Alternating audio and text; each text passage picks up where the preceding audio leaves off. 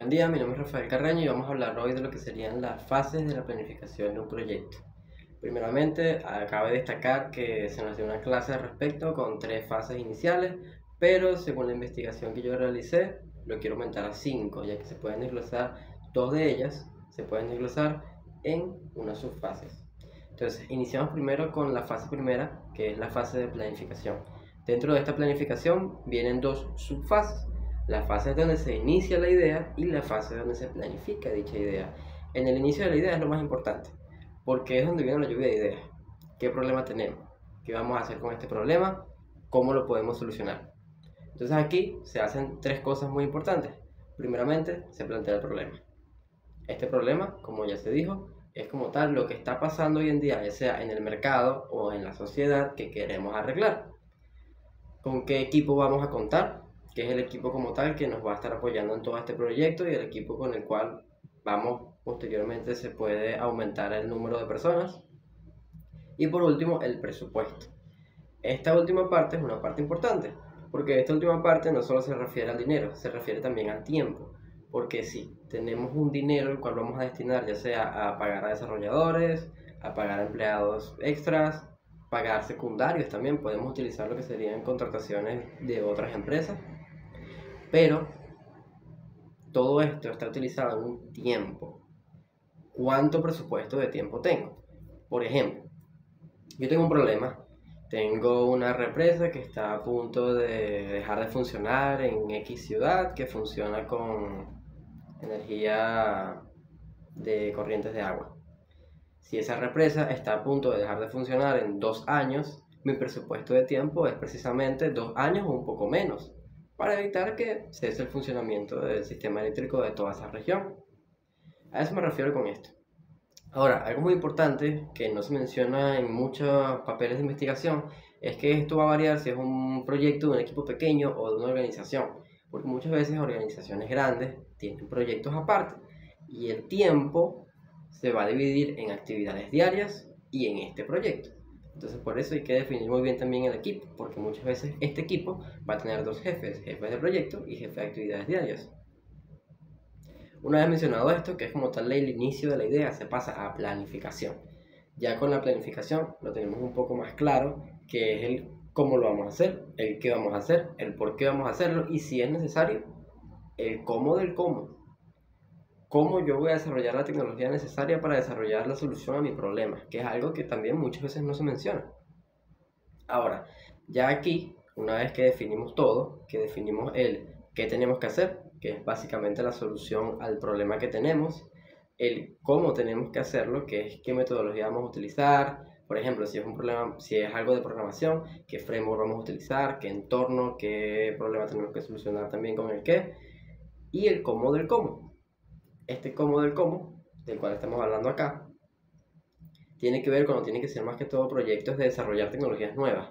Por ejemplo, yo para desarrollar una bomba de fusión nuclear, tengo que desarrollar primero la bomba de fisión nuclear y ese tipo de cosas. Eso también es muy importante y por eso es que existe siempre un departamento de investigación y desarrollo más allá del departamento de producción, que es el que va a hacer el cómo.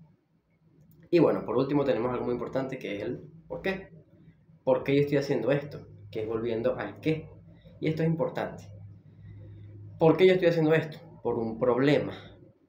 Hoy en día existen 2 tipos de metodología de trabajo, metodología ágil y metodología estática o metodología robusta. Por ejemplo, tenemos las metodologías Kendall y Kendall, que son de planificación muy larga y ejecución y se entrega el producto final y listo. Hoy en día no es tan bien valorada este tipo de metodología, debido a que siempre hay cambios en el mercado, siempre. Hoy en día el ser humano ya tiene un plazo de retención de información muy corto y ya se cansa de las cosas muy rápido.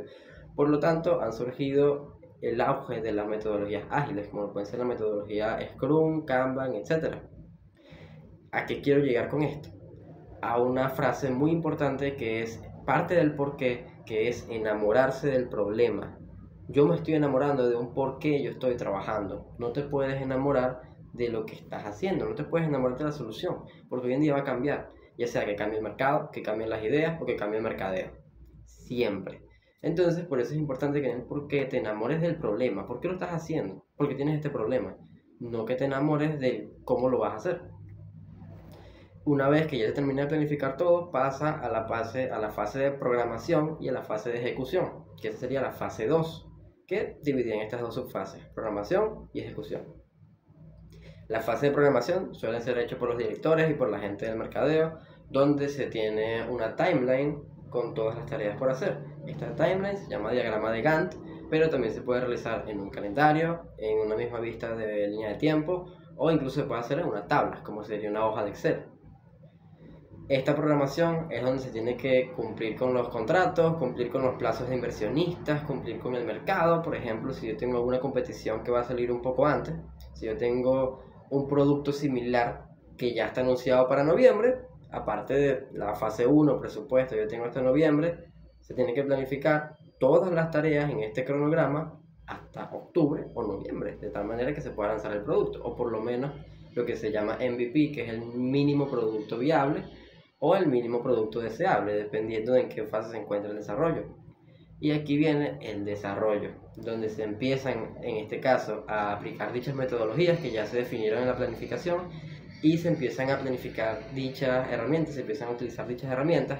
Y por eso acá es muy importante enamorarse del por qué, porque siempre en la fase de desarrollo surge una nueva idea, surge una nueva necesidad y se requiere de una nueva herramienta que es posible que requiera de una nueva persona que sepa utilizar dicha herramienta, etcétera, etcétera, etcétera.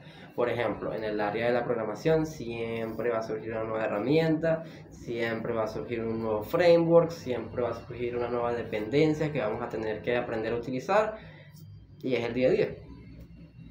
Ahora, ya como tal, con la fase de ejecución, la fase donde ya se empieza a hacer un mínimo producto viable, un mínimo producto deseable y un mínimo producto amable, viene la fase de control. Donde acá, de nuevo, se suelen encargar más que todos los directores del proyecto y los del mercadeo, donde en este control se hacen dos cosas, que son las dos subfases en las cuales me gustaría dividir esto, que son las fases de desempeño y las fases de retroalimentación. En la fase de desempeño tenemos primeramente el, ok, ya se lanzó el mínimo producto deseable y el mínimo producto amable. ¿Qué ha pasado? ¿Cuáles han sido los Key Performance Indicators o los indicadores de métricas que hemos tenido que nos han dicho que realmente el producto funcionó? ¿Qué feedback hemos tenido de los usuarios? ¿Qué feedback hemos tenido de los inversionistas? ¿Cómo se ha desarrollado? Si es una aplicación o si es una solución, ¿cómo se ha desarrollado esta solución? ¿Funcionó realmente? ¿Solucionó el problema? Esos son el tipo de preguntas que son importantes para la fase de control. Luego de la fase de desempeño viene la fase de retroalimentación, que esto es propio de las metodologías ágiles, que nos hablan principalmente de tú, como miembro del equipo, ¿cómo te sientes? ¿Sientes que lo pudiste haber hecho mejor? ¿Sientes que el sprint fue bien? ¿Sientes que deberíamos mejorar en algo? Esto es algo importante porque hoy en día se prioriza mucho al cliente, se prioriza demasiado al inversionista y nunca se prioriza al propio empleado. El empleado, que es el que sabe el funcionamiento interno de un sistema, es el que principalmente puede decir cuando a un sistema le falta algo. Sí, el cliente es el que se va a dar cuenta de que falta, pero él ya lo sabía desde mucho antes.